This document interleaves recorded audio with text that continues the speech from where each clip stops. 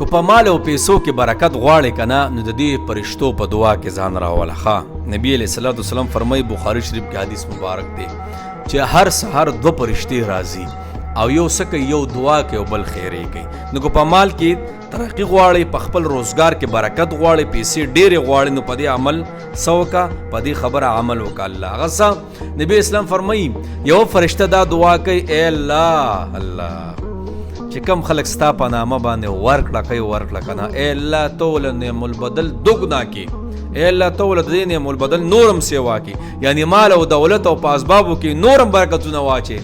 او دویم هغه خلق چې د خپل مال څوکیداران دي، څوکیداران شوم پړق شوم خزه او شوم سړی ډېر سخت نفرت مې دی دونه. والله دا باز چې وینم ډېر شومانی کنه والله زم چې سفر مو سره نه کومه دغه باره کې سوې خبره اے الله ادویمه پرشتہ اے الله د دې خلقو مال ختم کا، بیخی ختم کته مکمل تی محروم کا. او یاد ساتي چې د کم مال نه زیات ورکړه کیږي کنه فرشتي الله ته اے الله د دې پلانی په دې مال کې د ډېرو خلکو یې صدا اے الله ته سکه ته ولا ختم نکي.